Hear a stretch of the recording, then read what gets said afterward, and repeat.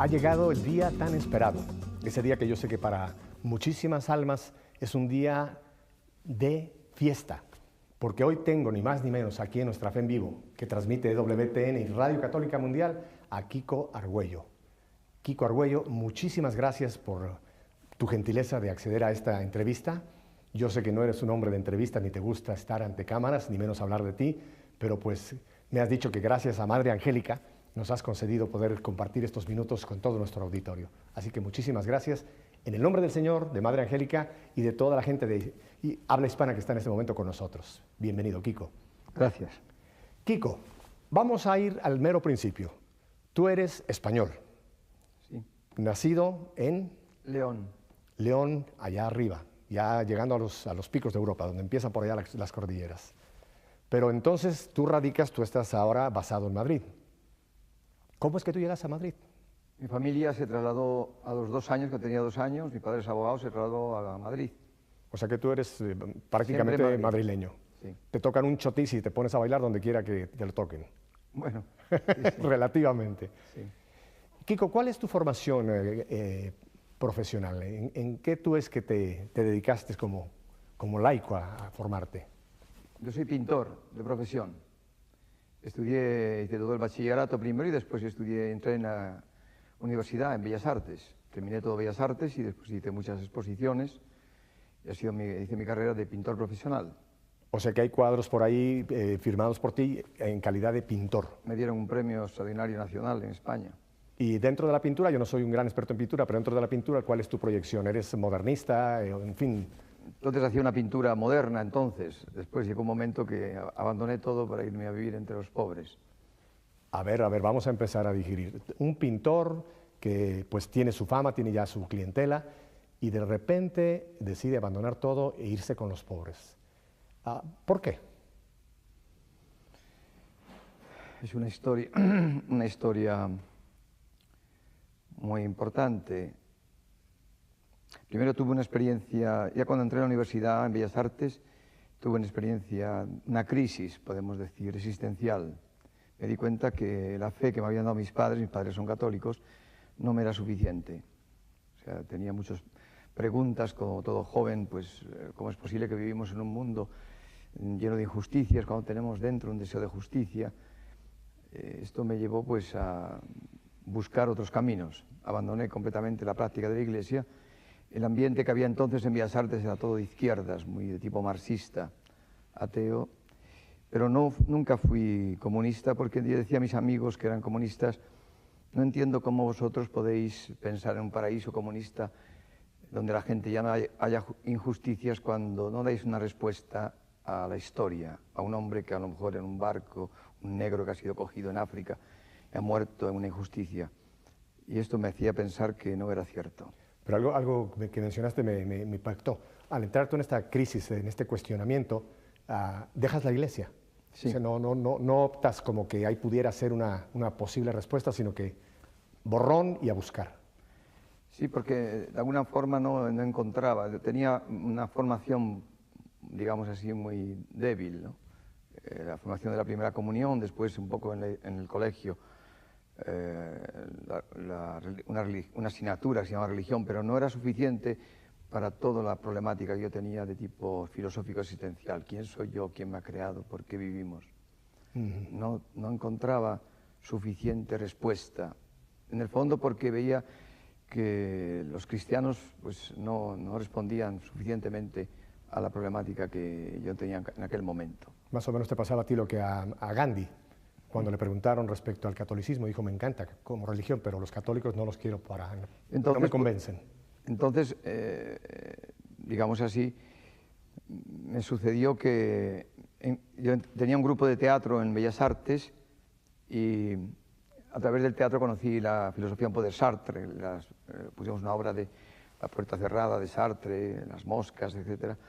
Y en el fondo Sartre daba una respuesta pues que el mundo es absurdo. Todo es absurdo. O sea que nosotros tenemos un sentimiento de justicia, pero vivimos en un mundo de injusticia, porque todo es absurdo. Y intenté vivir esta realidad, o sea, de una forma consciente, digamos así, existencialmente, Dios no existe. Si Dios no existe, Entonces, pues tengo que aceptar que una vez yo no existía, que ahora existe, que mañana no existiré, sin ninguna necesidad de inventarme ningún cielo, ninguna cosa superior. Intenté vivir honestamente la realidad de ateísmo. De alguna forma el cielo se me cerró completamente e intenté vivir pues practicándome al arte. Entonces me dieron un premio extraordinario nacional y salí a la televisión, salí a los medios y me quedé sorprendido de ver que en el fondo aquello no me daba absolutamente nada. O sea que la fama temporal tampoco llenaba. Me daba, en el fondo yo me preguntaba, ¿la gente cómo logra vivir si yo no logro vivir? De alguna manera el mundo se me había hecho cenizas. ¿Por qué vives? ¿Quién te ha creado? Estamos todos en el universo. En esta disyuntiva, digamos así, en esta crisis existencial muy fuerte, tuve una ayuda, de alguna forma. Hay un filósofo que se llama Bergson, que dice que la intuición es un medio de conocimiento superior a la razón. Y de alguna manera esto fue para mí una pequeña luz. Digo, supongamos que Bergson tiene razón y que la intuición es una forma de llegar a la verdad más profunda que la propia razón. Y sorprendido descubrí que en el fondo, mi intuición de artista no aceptaba el absurdo de la existencia. Yo me he dado cuenta que la belleza de un árbol, la belleza de las cosas, hay algo ahí que no podía ser absurdo. Entonces, si el absurdo no es la verdad, si hay una razón de ser, fue el paso siguiente. Entonces, alguien nos ha creado. Y entonces, digamos así, que llamé a este alguien, le llamé, si existe, si hay un Dios que me ha creado, háblame, dime quién soy, qué tengo que hacer en la vida. Y llamando a Dios, pues tuve un encuentro con Dios muy profundo, en el fondo de mi ser. Me acuerdo que noté algo de que me sucedía dentro, que con sorpresa me acuerdo que lloraba, me manaban lágrimas, así, sin parar. Y yo me sorprendía, ¿por qué lloro? Y me di cuenta que es como una persona que la han condenado a muerte y que lo van a matar, y cuando lo van a matar de pronto le dicen, estás libre. Porque en aquel momento yo había nacido de nuevo, porque Dios existía. Algo me decía dentro que Dios me amaba. Y lo más sorprendente, porque yo en el fondo, en mi crisis, yo sabía que llegaría a matarme. O sea, vivía de una manera vegetativa, pero me levantaba y decía, ¿vivir para qué? ¿Para pintar? ¿Y pintar para qué? ¿Para ganar dinero? ¿Y ganar dinero para qué? Si nada me satisface. Entonces sabía que tarde o temprano me pegaría un tiro o me mataría. En esta kenosis, en este descendimiento, en este proceso, tuve este encuentro. Y en este encuentro descubrí con sorpresa que algo dentro de mí me decía, Dios existía. Pero no era una cosa racional. Después, leyendo a San Pablo, dice que el Espíritu de Cristo da testimonio a nuestro espíritu. O sea que el Espíritu de Cristo me daba testimonio dentro, no solamente de que Dios me amaba, sino que yo era hijo de Dios. Y con gran sorpresa, cuando encontré este encuentro con el Señor profundo, porque yo estaba dispuesto a hacerme budista o a decir que Dios existía o protestante, descubrí que este Dios que aparecía en mi corazón, en mi alma más profunda, era Jesucristo, el Jesucristo de la Iglesia Católica. Entonces me fui a un sacerdote y le dije que yo quería ser cristiano. Y me dice, ¿es que no está usted bautizado? Y yo digo, sí, estoy bautizado. Entonces, ¿qué quiere usted? ¿Confesarse? No, yo me daba cuenta que necesitaba una formación cristiana más profunda. Entonces me invitó a hacer un cursillo de cristiandad. Entonces hice cursillo de cristiandad y los cursillos de cristiandad me ayudaron. Vi allí un testimonio de laicos, me quitaron muchos prejuicios que yo había adquirido contra la Iglesia, ¿no? En todo el tiempo de la universidad, todo el ambiente que hay de izquierdas. Y después en el cursillo me hicieron profesor de cursillos, empecé a dar cursillos de cristiandad, me formé como catequista. Al mismo tiempo formé un grupo de artistas que se llamó Gremio 62 para renovar el arte sacro con escultores, arquitectos. Intentamos hacer una renovación del arte sacro. Entonces me dieron una beca de la Fundación Marx para ver los puntos de contacto entre el arte protestante y el arte católico, mirando al concilio. Y con un teólogo dominico, con un arquitecto, hicimos un giro por toda Europa. Conocí entonces todo el movimiento de renovación litúrgica que estaba en marcha. Estuve en París, estuve estudiando a Le Corbusier, estuve en Rochamps, estuve también estudiando al arquitecto Alvar Aalto en Finlandia. Y cuando en este viaje hubo un encuentro muy importante, y es que antes del viaje nos fuimos al desierto de los Monegros, porque el dominico conocía a los hermanitos de Foucault. Y ahí estaba el padre Guayón, que es el fundador de los hermanitos de Foucault. Ubícanos un poco geográficamente. ¿Dónde se encuentra el desierto de los Monegros? Está en Zaragoza, cerca de Zaragoza. Aquí una en parte España. En España. Entonces allí tiene unas grutas y el padre Guayón es el fundador de los hermanitos de Foucault. Charles de Foucault, que está en proceso de beatificación. Y ahí conocí a Charles de Foucault, o sea, la historia de este monje que se fue a vivir a Tamanrasset y que quiso vivir la familia de Nazaret, el tiempo de la vida oculta de Jesucristo, en silencio, y me quedé enormemente impresionado de este tiempo. Entonces, cuando volví de este viaje, entonces me tocó irme, estuve en África como servicio militar, que también fue una experiencia muy importante. Pero cuando volví de este viaje... Perdona, nada más para aclarar, fuiste militar también, Sí, un tiempo, o sea que sí. también en tu vida hubo ese contacto muy con los importante castrenses. también, Sí, sí. sí, sí. Entonces, una vez tuve un encuentro muy importante y es que antes de irme a África, cuando volví de este viaje, fui a mi casa un día a pasar la Navidad con mis padres. Y la mujer de servicio, la cocinera, el día de Navidad, era el día de Navidad, me la encontré en la cocina llorando. Estaba llorando y yo le dije, ¿qué le pasa?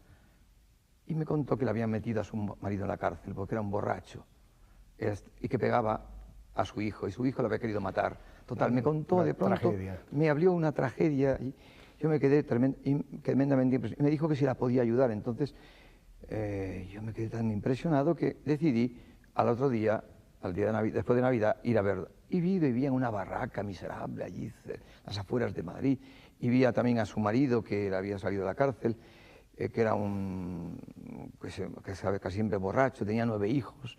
De pronto me encontré con un espectáculo de miseria espantoso. Y decidí entonces ayudarla. Llevé a su marido a cursillos y su marido, pues durante un tiempo, dejó de beber, pero después volvió otra vez a beber. Entonces, cada vez que su marido se volvía a emborrachar y en su casa había una tragedia, porque con un palo pegaba, me llamaba esta señora, esta mujer de servicio, que era el único que escuchaba a su marido que se calmaba de su violencia, era yo.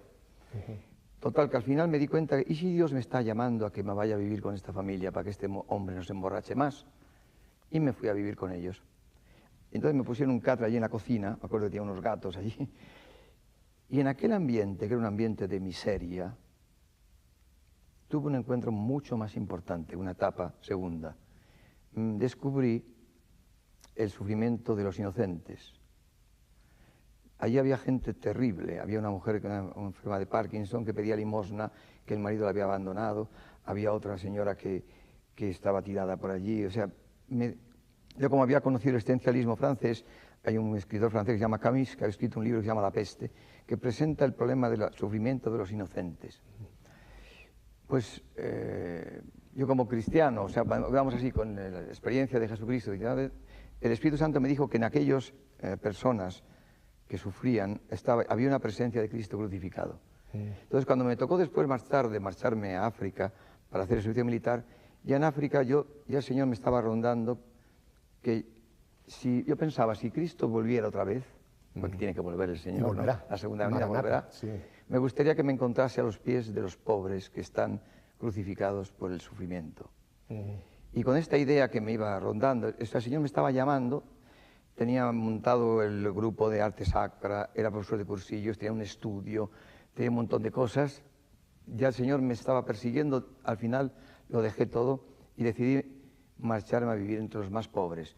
Conocí a una asistente social que me habló de un barrio de Palomeras Altas, que había una chabola, allí de tablas, que es un sitio de gitanos y de kinkis, de gente completamente... Gitanos, sí, usaste otra palabra Sí, que no... Kinkis se llaman en España una especie de ambulantes que no son de raza gitana, Ajá. que van por los pueblos arreglando cacerolas, se llaman quinquilleros, de quincalla, quinquilleros, se llaman kinkis, y que han sido muy perseguidos por la policía porque roban, etcétera, gente.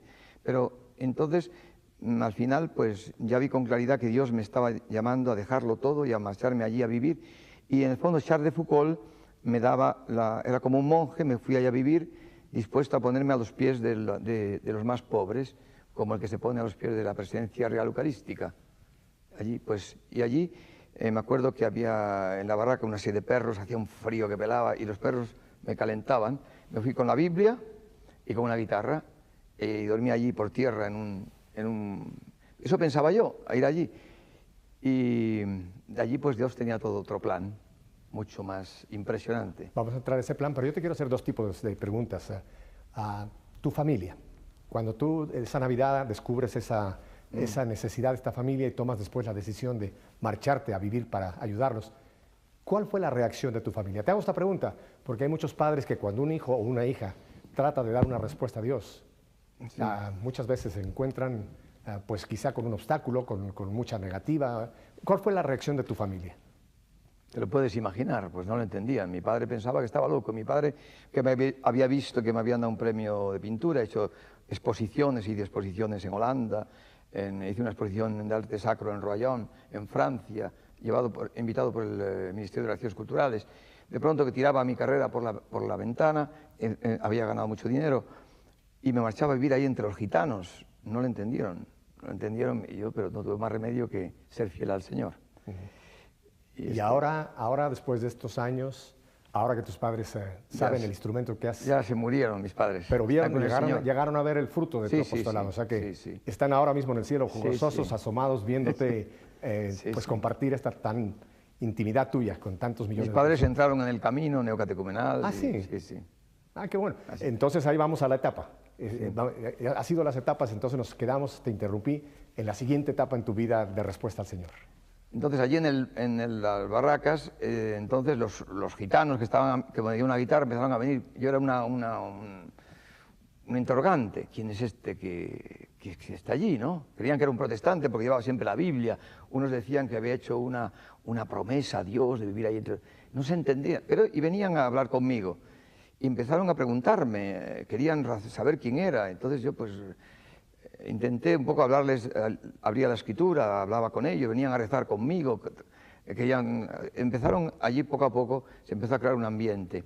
Pronto me di cuenta de que en el fondo eran todo gente que no sabía leer ni escribir, gente que vivía siempre ambulante por los pueblos, con una cultura muy especial en ese sentido. Y yo tenía una forma de hablar distinta. Me di cuenta que la forma que yo tenía de predicar no servía. Pero ellos me pedían que yo les hablara de Jesucristo, curiosamente. Después ahí conocí a Carmen Hernández, que es una misionera que estaba buscando el obispo de Oruro, en Bolivia, que la había conocido, quería que fueran unas misioneras a hacer una misión con los mineros de Oruro. Y ella estaba buscando un grupo de laicos y me conoció a través de una hermana suya que me conocía. Entonces vino allí a las barracas y quedé impresionada. Entonces, pensando convencerme para que la acompañara a Oruro, se buscó una barraca, ella a 1 kilómetro, había otro lugar de chabolas. Allí con una amiga se fue a vivir y comenzó a formar parte un poco de nuestros grupos. Yo tenía reuniones en mi barraca que venían los gitanos, que querían que yo les hablara de Jesucristo. Yo no sabía hablar de Jesucristo y me preguntaban, pero ¿cómo han predicado los apóstoles? Los apóstoles no podían predicar con conferencias ni con cosas culturales. Imagínate a un Pedro, un pescador, a un Juan... Todos los pobres me han ayudado. Había un gitano, que era jefe de una banda, de todo un clan de gitanos, que había estado en un correccional, sabía leer y escribir.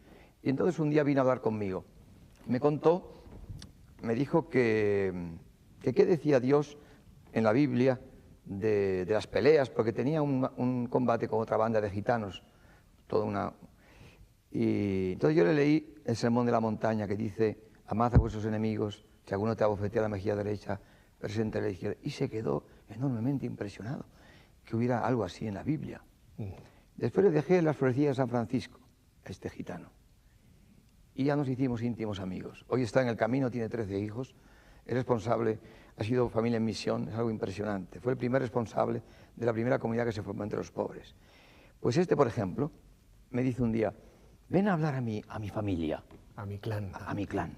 Y él vivía en una zona abajo, ahí en el de cuevas, de gitanos. Y yo entonces digo: pero que yo no tengo ganas pero yo no sé predicar, hombre. Y porque yo estaba con esa actitud de que ellos eran Jesucristo, yo era uno que iba a contemplar el sufrimiento de los pobres. No quería ni enseñarse a leer. Me consideraba el último.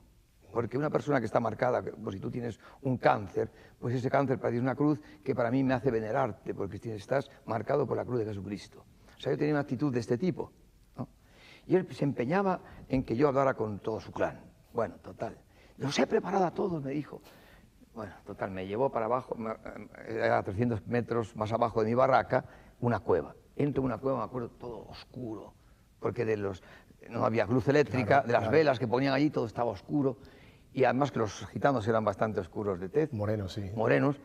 No se veía nada, todo lleno, estaba todo lleno ahí de gitanos. Solamente veías ojos. Sí, sí. Y me dice, háblales de Jesucristo, háblales, lo que hablas conmigo, háblales. Y yo digo, pero que no, hombre. Bueno, total. Entonces empecé a contar, me acuerdo si Adán y Eva, no sé qué, empecé a ver, y se levanta la madre de este gitano, que era una jefaza allí con... La matrona. La patrona, la jefa de todas, del clan. Y me dice, ¿usted lo ha visto? ¿Usted lo ha visto eso que está hablando? Yo lo único que sé es que mi padre se ha muerto y no ha vuelto más. Ninguno ha venido del cementerio. Cuando usted vea uno del cementerio que viene aquí, que nos dice que viene de la muerte, entonces yo le estaré escuchando. ¿Usted ha visto uno que viene del cementerio? No, ¿verdad? Pues se acabó la reunión. Así que, mujeres, vámonos. Y se levantaron todas las mujeres y se acabó la reunión. Y te dejaron frío ahí. Y me dejaron frío. Pero esa mujer me dio una nota importantísima. Yo, buscando en el fondo los Hechos de los Apóstoles, cómo predicaban los apóstoles, hay un texto muy importante. Dice el gobernador Festo que tiene un prisionero que se llama Pablo. Y él hablaba mucho con Festo. Y al rey Agripa, que va a venir, dice, me gustaría que le escucharas porque tengo que escribir al emperador y no sé qué poner. Porque este habla de un muerto que él dice que vive. O sea, que de toda la catequesis de San Pablo, la única cosa que ha entendido un pagano es que hablaba de un hombre que ha venido del cementerio. Exactamente lo que aquella gitana pedía como testimonio. Entonces me di cuenta que el nudo central de la predicación apostólica era la resurrección de Cristo sobre la muerte. Piensa que te estoy hablando de cuando estaba empezando el concilio, cuando todavía el misterio pascual no era tan brillante, era más fuerte el sacrificio de Cristo sobre la cruz. Sin embargo, allí esta mujer pedía algo en ese sentido muy importante. 60, 61, sí, 62... No, 64, era 64. Ya casi para concluir. Sí, para concluir el concilio. El año 64, 65. Y así, pues, poco a poco, por ejemplo, otra vez, de cómo, o sea, los pobres, este ambiente ha sido como un caldo de cultivo, como un laboratorio, donde el Señor ha hecho gestar una síntesis querigmático-catequética, que hoy se está predicando en todo el mundo. Pues esta síntesis querigmático-catequética la han fraguado los pobres. Por ejemplo, esa pregunta que una persona te hizo, sí, hoy día está teniendo repercusión en el mundo entero. Sí. Por ejemplo, del camino neocatecumenal. Exacto. El querigma, el anuncio de la resurrección de Jesucristo. Cristo ha vencido la muerte. O sea que la epístola a los Hebreos dice que por el temor que el hombre tiene a la muerte, está sometido a la esclavitud del demonio durante toda su vida. O sea, una persona se casa y el matrimonio le va mal y la mujer le destruye. Por el temor que tiene a que le destruya a la mujer, se divorcia. Por el temor que el hombre tiene a la muerte, es esclavo del demonio. Por el temor. Entonces, dice Jesucristo, ¿qué ha venido a hacer? Pues dice la epístola a los Hebreos que Él ha tomado nuestra carne para poder quitar al demonio este poder que tiene sobre la muerte. ¿Y cómo le quita el poder que tiene sobre la muerte? Venciendo la muerte, resucitando de la muerte. Cristo vence la muerte. Pero, ¿y cómo? ¿A mí qué me importa que Cristo haya resucitado la muerte? ¿Cómo su resurrección me llega a mí profundamente? Me libera a mí de la muerte. Pues eso es la obra del Espíritu Santo. O sea que el Espíritu Santo, porque nosotros decimos que el hombre, en el fondo, tiene una muerte óntica. Su ser, el ser del hombre está muerto por el pecado original. Porque el pecado original consiste en que el demonio, a nuestros primeros padres, les engañó diciéndoles que por qué tienen que obedecer a Dios. O sea, que es mejor que ellos son Dios. Ellos son Dios. O sea, el ser Dios. O sea, que en el fondo el árbol de la ciencia del bien y del mal, que es como un símbolo, es muy importante, es algo que todo hombre experimenta en la vida. O sea, el demonio nos sugiere, que existe realmente, a través de pensamientos, nos dice en el fondo que la prueba de que Dios no es amor, de que no nos ama, es que nos limita. ¿Ves? Te prohíbe comer este árbol. Y te prohíbe porque es celoso, te castra. ¿Entiendes? Entonces eso lo cree. Entonces, si tú comes, si tú transgredes Si tú, por ejemplo, a lo mejor te gusta la mujer de otro amigo, de un amigo, y ahí te encuentras frente como el árbol del bien y del mal. El demonio te dice, pero ¿por qué no pecas con ella? Te la quieres, te gusta, os gustáis, pero sabes que te ha dicho el Señor, no adulterarás. Pero el demonio te dice, ¿quién te ha dicho? ¿Ves? Te está castrando Dios. Come, adultera y serás libre. Es la moda, todo el mundo y lo serás hace. libre, serás libre, serás libre, serás Dios, Sí. serás Dios. Esto de ser Dios, ¿no? Le parece al hombre, es como un engaño profundo. Entonces comió del árbol, pero el Señor dijo, no comas porque morirás. Morirás. Entonces, ¿cuál es la muerte que comió y murió?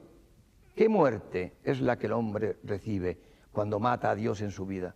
La muerte de su ser más profundo. Porque yo soy persona porque alguien me ha creado, ¿no? La palabra persona viene de la raíz griega, viene del personaje de una obra de teatro. Te dan un papel, un rol, te dan tú harás de príncipe, otro hace de princesa, otro hace de soldado, otro hace de caballero. O sea que nosotros, persona, quiere decir que te han dado una misión, que alguien te ha creado, existes para alguien. Bueno, ¿y si de pronto Dios no existe? Entonces la raíz de mi ser persona queda truncada, queda rota. Mi ser más profundo, ónticamente, queda muerto. Experimento la muerte de mi ser, algo que un filósofo danés, Kierkegaard, llama la muerte óntica, que es muy real. Entonces, por el miedo que tenemos a la muerte, estamos sometidos a la esclavitud del demonio. ¿A qué muerte se refiere la Escritura? No a la muerte física, hay mucha gente que se suicida, a la muerte del ser. Al hombre está muerto en su ser. ¿Quién soy yo? Yo no existo para nadie. El hombre está muerto, su ser está muerto. Quiere ser ahora. Quiere ser para la mujer, quiere ser para los amigos. Pero para que te quieran, necesitas ser guapo, ser joven, ser bello, tener dinero. Tener dinero, tienes que triunfar. Y luego encima te das cuenta que no te quiere nadie. O sea, el ser del hombre. Entonces el hombre está muerto dentro, tiene que ser curado dentro. ¿Y cómo el cristianismo cura al hombre dentro? Profundamente. A través de la predicación. Dice San Pablo que Dios ha querido salvar al hombre a través de la necedad de la predicación. Porque lo que anuncia el cristianismo es una noticia. Una noticia. Pero no es una noticia cultural, es un hecho. Nosotros ponemos el ejemplo, es como si mañana se ha muerto un tío tuyo en Brasil y te ha dejado en testamento 50 millones de dólares, por ejemplo, o 1.000 millones de dólares, una cifra enorme. Es un simple ejemplo. Es un ejemplo, 1.000 millones de dólares. Y te está buscando. Y yo aquí en Madrid, ¿qué te parece? Y la banca te está buscando, están buscando a este hombre multimillonario y mandan a 2 personas a buscarlo a Madrid, ¿no? Imagínate que llegan a 2 personas y te dicen la noticia, una noticia con la boca. Le han dejado en testamento 1.000 millones de dólares. Es una noticia que te han dicho. Porque la fe viene por la predicación de una noticia. ¿Tú te lo crees o no te lo crees? A lo mejor no te lo crees. A lo mejor hay muerto ya. Están ustedes locos, yo. Un paro cardíaco. ¿Y qué tengo que hacer? Si te la crees, dirás, ¿qué tengo que hacer? Claro. Y te dirán, vaya usted a la banca, firme usted y recibirá usted todos estos millones. Bueno, pues lo que ha hecho Jesucristo por nosotros, nos ha dejado un testamento, algo que vale mucho más que 1.000 millones de dólares. La vida eterna. Entonces, hemos hablado de muerte óntica, muerte del ser, y vida eterna. Entonces, Cristo ha muerto por ti y por mí, para que podamos, y ha resucitado por ti y por mí, para tener vida inmortal. Y esa vida inmortal, ¿cuándo llega a ti? Entonces yo te anuncio a ti una noticia, llego lo mismo que los 1.000 millones, te digo, ¿tú sabes? Dios se ha dado cuenta de que estás hecho polvo, te has divorciado 3 veces. Estás sufriendo tantísimo. Estuviste en tiempo alcoholizado porque tuviste unas crisis enormes, todo producto de tus conflictos internos. Bueno, pues yo te voy a decir una noticia. Cristo te ha dejado en testamento vida eterna. Puedes tener ahora, no morirás, nunca. Tú no morirás. Cristo ha resucitado para ti y te va a dar la vida eterna ahora. ¿Lo crees? Imagínate que tú lo crees y me dices, como decían a San Pedro, ¿y qué tengo que hacer? ¿Qué tenemos que hacer? Lo mismo que lo del banco. Y dice San Pedro, haceos bautizar y recibiréis el Espíritu Santo. Entonces, ¿cómo llega a ti esa vida eterna? Pues si tú crees que Cristo ha muerto por tus pecados, porque tiene primero que purificarte de todos tus pecados, claro. Cristo, porque si no el Espíritu Santo no puede venir dentro de ti. Claro, lo que, porque dice Pablo, que en la cruz clavó la nota de cargo que había contra nosotros, claro. O sea, liquidó la cuenta. Dios no puede estar donde está el pecado. Claro. ¿No? Entonces primero Cristo te tiene que purificar. Él pagó la cuenta por tus pecados, tú crees, le das tus pecados a Cristo. Le das tus pecados a Cristo. Cristo los sufre el castigo que tú tienes que tener. Lo sufre por ti y gratis recibes el perdón de tus pecados. Y mediante el bautismo, el perdón de tus pecados, el Espíritu Santo viene a ti. ¿Y qué es el Espíritu Santo? Por lo que decía antes de mi testimonio, el Espíritu de Cristo entrando dentro de ti te da testimonio de que Dios te ama. De que no morirás. Estás habitado por el Espíritu Santo, inhabitado por la Santísima Trinidad. No estás nunca más solo. Tú fíjate qué cosa impresionante. Dice San Pablo que Cristo ha muerto por todos los hombres, por todos. Y dice, y murió por todos para que los hombres no vivan más para sí mismos, sino para aquel que murió y resucitó por ellos. O sea que en el fondo la antropología, antropó significa el concepto del hombre que tiene San Pablo, para San Pablo el hombre está condenado a ofrecerse a sí mismo todas las realidades.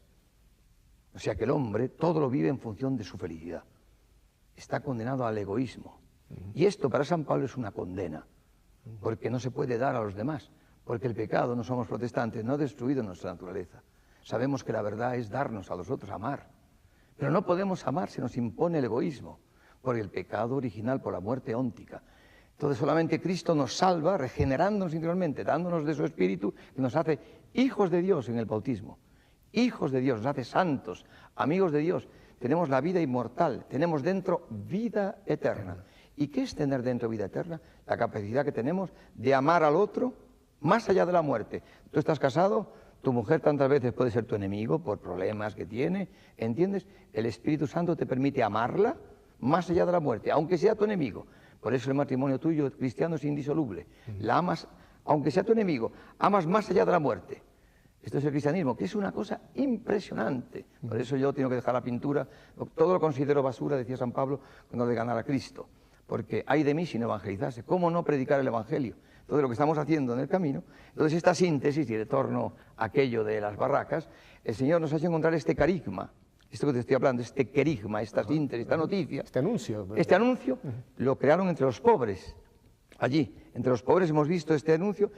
Y con gran sorpresa, estos pobres que no tenían nada en las manos, no tenían más que pecados, uno había estado en la cárcel, el otro había sido no sé qué cosa, bueno, no se defendieron frente al anuncio de Jesucristo, no pusieron barreras, lo creyeron y se dio el Espíritu Santo entre los pobres. Y apareció allí una comunidad de miserables, apareció la comunidad cristiana.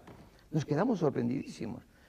Imagínate gitanos, imagínate, ¿qué te digo yo? Indios, no, gitanos y payos se llaman los que no tienen nada gitano. Es dificilísimo que se sientan hermanos. El Espíritu Santo nos hizo aparecer una koinonía, que llamaban los griegos, una comunión de amor. Comunión de amor, comunidad. Apareció la comunidad cristiana. O sea que en las barracas apareció un trípode, que es el que basa todo el camino neocatecumenal. La palabra de Dios, el querigma, el anuncio cristiano. La palabra. La liturgia, porque la palabra lleva al hombre a dar gracias al Señor. Hacíamos allí unas eucaristías que se te ponían los pelos de punta, los pobres levantaban sus manos dando gracias a Dios, al Señor. Era algo impresionante. Palabra, liturgia y comunidad. Algo que el Talmud de los hebreos dice, el tratado Abó, dice que el mundo se sostiene por tres cosas: por la Torá, por el culto y por la caridad, por el amor. Están las tres otra vez. Esas palabra, son liturgia y comunidad. Exacto. La caridad, las obras de misericordia. O sea que entonces esta pequeña comunidad la conoció Morcillo, el arzobispo de Madrid, porque la policía en la época de Franco quería tirar las barracas y le conocía de cursillos y le llamé, y el milagro que vino a defendernos de la Guardia Civil, de las barracas.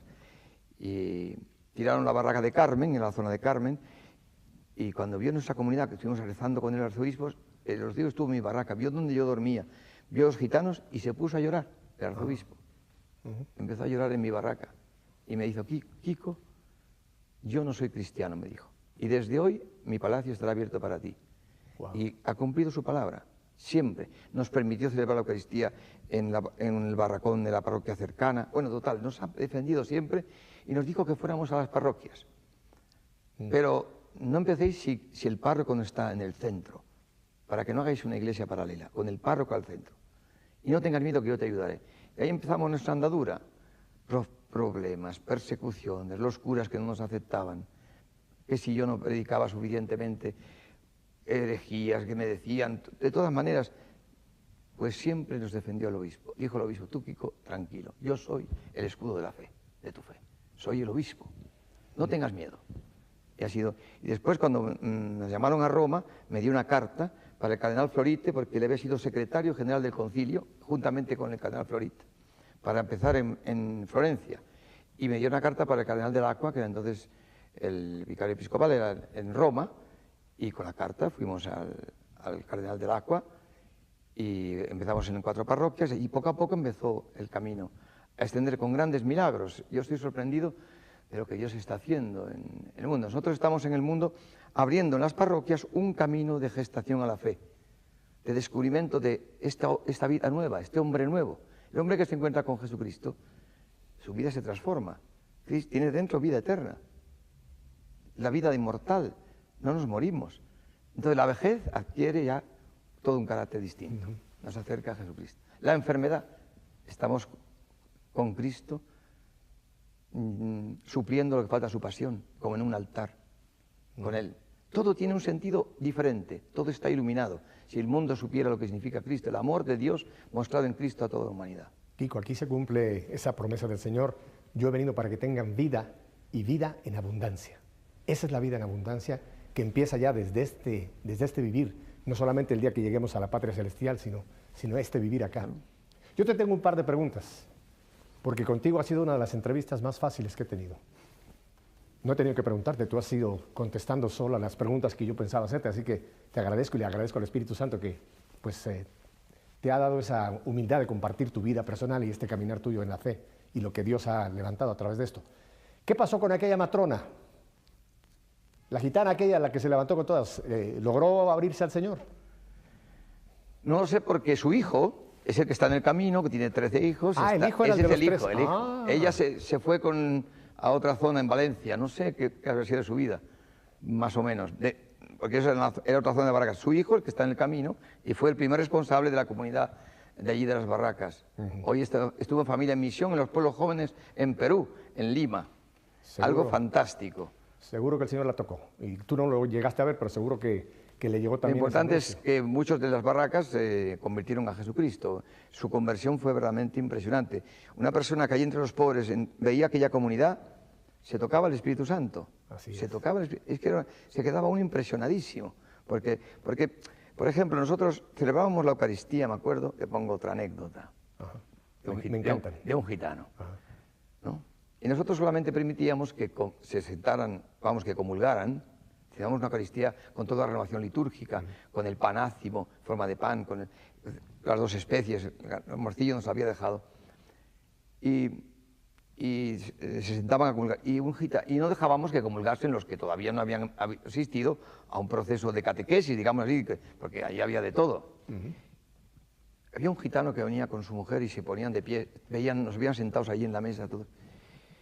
Y cuando nos dábamos la paz, el signo de la paz, le fui a dar la paz a él también, aunque era un espectador, y me dice: no, yo no resisto más. La próxima vez me siento allí, me siento con vosotros. Me siento en la Eucaristía, nos hacíamos sentados allí. La Eucaristía, pues era allí en la barraca, entre los pobres. ¿Sabe lo que significaba para él sentarse? Al otro día viene todo contento con su mujer y traía un montón de cosas. Hoy me siento con vosotros. ¿Y por qué? Toma. Y me da todo lo que había robado. Había entendido que para sentarse había que no robar más. Oye, otro saqueo. Otro todo saqueo. Lo que había robado. Que devolver. ¿Entiendes? Sí. ¿Y qué tengo que hacer? Y le mandé a confesarse, que hacía años que no se confesaba, no sé si había hecho la primera comunión, ¿entiendes? Y se sentó feliz de poder comulgar el cuerpo del Señor. Algo por ejemplo, eran gente espontánea, viva, muy profunda. Había peleas, entonces aquí en un barrio se mataban las familias allí, bando de gitanos. Era muy difícil. Pues lo que son hoy las afueras de barrios de Caracas, Ciudad de de México, zonas de violencia, lo mismo. Eso es lo que más, es lo mismo, gente, pero allí estábamos en aquel ambiente. Por ejemplo, otro joven, otro día, yo me acuerdo que este gitano me trae un grupo de gitanos, ¿no? Y hacía mucho calor y nos sentábamos fuera en el campo, se veía ahí todo el panorama, todo el cielo de Castilla, y sentados ahí como los indios, todos así, en círculo, estamos sentados en círculo, y me dice, háblales de Jesucristo. Digo, ¿pero quieres que hablar yo de Jesucristo? ¿Qué manía tienes tú que yo les hable de Jesucristo? Pues yo he venido aquí y tal. Y yo no sabía qué decir, había un gitano allí así con la tez muy oscura de frente a mí y digo, ¿tú crees en Dios? ¿Tú le hiciste la pregunta? Sí, ¿tú crees en Dios? Y me dice, sí. Digo, ¿por qué? ¿Por qué crees en él? ¿Lo has visto? ¿Cómo es? Alto, fuerte, tiene la barba azul, ¿cómo es Dios? Y no me respondía nada.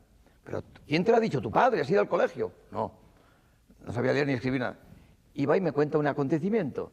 Dice, yo creo en Dios, porque estando una vez, iba con mi carro, y con mi mujer y 5 hijos, habíamos llegado a un lugar y nos parábamos para comer. Y habíamos descendido todos del carro y había una encina allí debajo para comer. En la encina, y habíamos dejado al niño pequeño en el carro. De pronto viene una nube, una tormenta enorme, se cierra todo el cielo y empiezan a caer unos relámpagos. De pronto un rayo cayó sobre el carro donde estaba mi hijo último.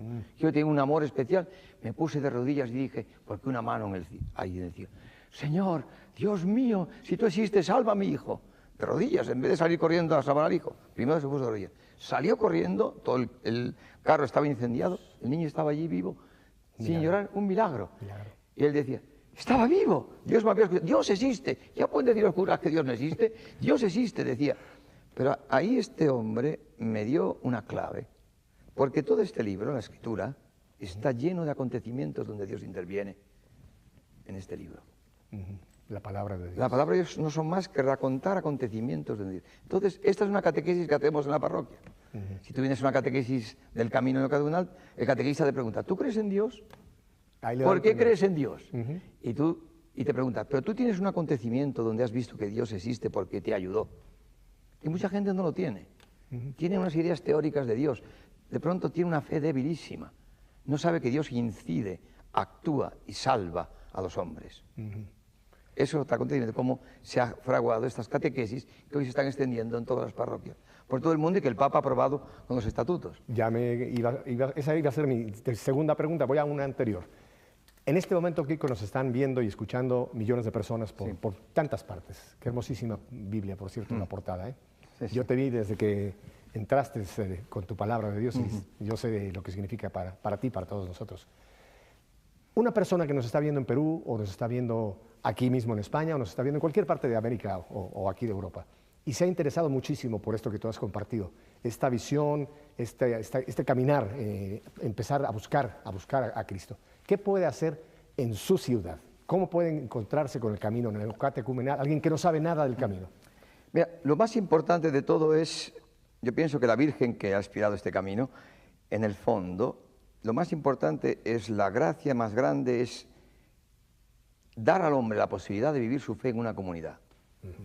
Eso es una cosa tan inmensa. O sea, hemos vivido la fe en la cristiandad, la misa el domingo, ¿no? Pero en el fondo la gente iba a misa, hacía los sacramentos, pero no tiene una comunidad concreta. Una comunidad de hermanos, de 50, 40 hermanos, que se quieran. Jesucristo ha dicho, amaos como yo os he amado. En este amor, entonces, ¿qué es lo que hace el camino en una parroquia? Hoy, a nuestro lado, hay mucha gente secularizada, ¿verdad? O sea que, quiere decir secularizado que la vida moderna le ha hecho perder el sentido de lo sacro, de lo sagrado. Las cosas religiosas no le dicen nada. Mundanizado. Lo religioso no le dice nada. Nada. No, entran en las iglesias como los japoneses haciendo fotografías. Sí. Ni el cura le dice nada. Entonces, la pastoral que se hace normalmente en una parroquia, las misas, las catequesis, es para gente religiosa, pero no sirven para un secularizado, para un hombre moderno, secularizado, medio ateo, socialista, etcétera, ¿no? Esos signos religiosos no sirven. Hacía falta un signo, y yo pregunto, ¿hay un signo que llame a la fe a un hombre moderno secularizado? Sí, dice Jesucristo, amaos como yo os he amado, y en este amor, ese hombre ateo conocerá que sois mis discípulos, y si vuestro amor es tan fuerte que sois perfectamente uno, ese hombre creerá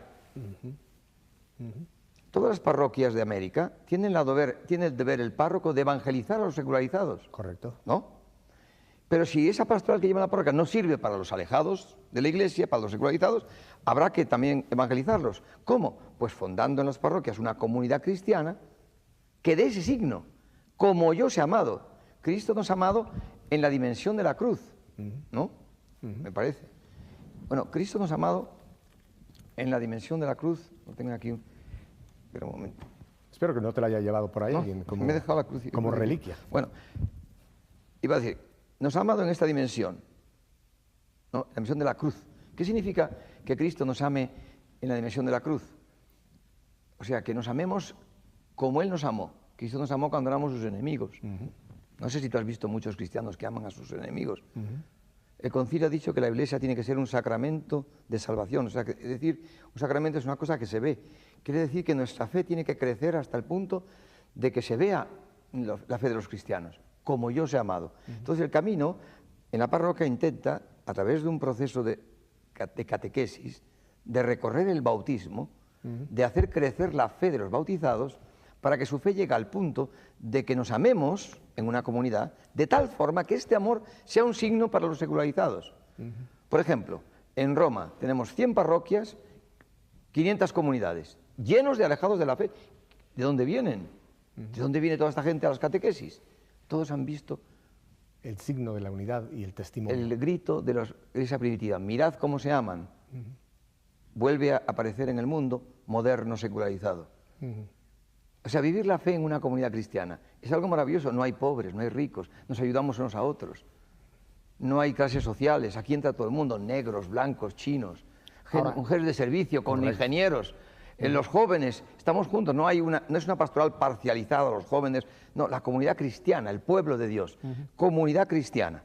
Entonces, las parroquias abrimos un proceso de educación a la fe en una comunidad. Después hacemos una segunda comunidad, una tercera, y la parroquia se va transformando en comunidad de comunidades. Hay parroquias que tienen 30 comunidades, 15, todas en proceso, todos con el mismo espíritu, todos tienen sus catequistas. Hay una comunión total entre los hermanos. O sea que realmente es una forma de evangelizar al mundo moderno. Sí. Ahora, yo soy Juan Pérez y en mi parroquia no hay camino neocatecumenal. ¿Qué puedo hacer? Pues le dices al párroco, ¿por qué no abre usted el camino neocatecumenal y llama a los catequistas? Para empezar necesitamos primero que el obispo, no hacemos nada sin el obispo. Si el obispo se da cuenta que esto es un carisma, un don del Señor para ayudar a la Iglesia en esta forma moderna, entonces nosotros muchas veces mandamos un equipo que habla con los párrocos. El párroco dice que él quiere empezar y se empieza en una parroquia que se llama catequesis de adultos, podemos llamarle catequesis o camino neocatecumenal, se anuncia en las misas que se va a comenzar una catequesis y la gente que quiere viene. Y viene a unas catequesis donde hay una persona como yo, un laico, con un equipo, normalmente en el equipo hay un sacerdote, y anunciamos este querigma, la noticia, esperando que anunciando la noticia de que Cristo ama, la gente que escucha, Dios, Cristo que está resucitado, les envía el Espíritu Santo, porque la fe viene por la predicación. Y si se adhieren a la predicación, experimentan. Mientras escuchan, experimentan el Espíritu Santo, vienen ellos, realmente, y su vida se transforma. Poco a poco se va transformando. Tenemos miles y miles de jóvenes. Es algo impresionante. En la comunidad cristiana se está salvando la familia. Hoy la familia es muy difícil. La gran amenaza del mundo moderno es el demonio contra la familia. Se está en Europa desestructurando la sociedad, destruyendo la familia. Todo lleno de abortos, de divorcios. Está todo estructurado. Entonces, las familias, una familia que tiene una comunidad cristiana, que se quieren, se ayudan. Si el matrimonio está en crisis, todos los hermanos rezan, se levantan por la noche a rezar, le ayudan, llaman a los catequistas. Así que no tenemos gente que se divorcia ni que se separa en el camino. Bendito se salvan todos. Y luego, y como están muy contentos, se abren a la vida. Tenemos el promedio de hijos más alto del mundo, 5 por familia. Lo cual quiere decir que la mayor cantidad tienen 8, 9, 10 hijos. Algo importante en una Europa que está yendo hacia la apostasía y que tiene un nivel 0 de natalidad, que es algo verdaderamente impresionante. Y el camino abre esta vía para que esto se revierta en una manera. Claro. Kiko, he abusado de tu tiempo. Sí. Muy bien. He abusado de tu tiempo. Te tengo solamente un último comentario antes de que cerremos. Hace muy poquito, el camino neocatecumenal ha recibido la aprobación oficial, final de Roma. ¿Nos puedes en un minuto simplemente decir qué ha pasado en esta fecha tan importante para todos los neocatecúmenos en todo el mundo? Ha sido algo maravilloso, porque en el fondo son 5 años de trabajo con la Santa Sede. En el fondo la gente nos ve como un movimiento, como una congregación religiosa, como un movimiento, como una asociación de laicos. No saben qué éramos. Nosotros hemos dicho, no somos un movimiento, somos una iniciación cristiana. Desde el punto de vista jurídico esto es una novedad, porque el nuevo derecho canónico habla de asociaciones privadas o públicas. Nosotros hemos batallado para que se nos reconozca lo que realmente somos, porque si somos una congregación, entonces el catecumenado, toda la iniciación cristiana parece que es para entrar en la asociación. Entonces decimos, no, el bautismo no es una asociación. Queremos revivir el bautismo. Las comunidades cristianas de la parroquia son de la parroquia, no son de una asociación. Son cristianos de la parroquia. No queremos hacer una iglesia más perfecta que la otra. Cristianos de clase A y cristianos de clase B. Son unos cristianos que reviven su bautismo porque es necesario anunciar el evangelio a los alejados de la iglesia. Eso ha sido una batalla importantísima. El Papa nos ha reconocido a la Santa Sede como una iniciación cristiana, como un catecumenado postbautismal. Es la primera vez en la historia de la Iglesia. Los canonistas de todo el mundo nos han felicitado. Han dicho que la Iglesia ha hecho un paso hacia adelante. Importantísimo ha sido esto. O sea que por eso estamos, mira, la Iglesia ha sido una madre para nosotros, estamos muy contentos de que nos ha respetado realmente lo que nosotros somos. O sea, se ha dado cuenta de que no somos... Con esto no quiere decir que seamos mejores que el Opus Dei o que otra cosa, todo lo contrario, es algo maravilloso la Iglesia, pero somos distintos, somos una iniciación cristiana. Termino diciendo una cosa, cuando el Papa nos recibió la primera vez en Castel Gandolfo, nos invitó a la misa, nosotros solos, el equipo Carmen, el Padre Mario y yo, que somos el equipo responsable del camino neocatecumenal. Hicimos la misa juntos y después él se queda rezando delante del Santísimo unos segundos, ¿no?, dando gracias por la misa. Y nosotros estábamos esperando fuera, en el pasillo, esperando a que acabara. Cuando terminó, se levantó y vino hacia nosotros. Y nos dijo que durante la misa, pensando en nosotros, había visto delante de él bautismo, catecumenado, no, ateísmo, bautismo catecumenado. Lo cual yo me quedé sorprendido, porque el catecumenado es anterior al bautismo, en la Iglesia. No, él había dicho bien. Ateísmo, él viene de Polonia. Ateísmo, bautismo, catecumenado.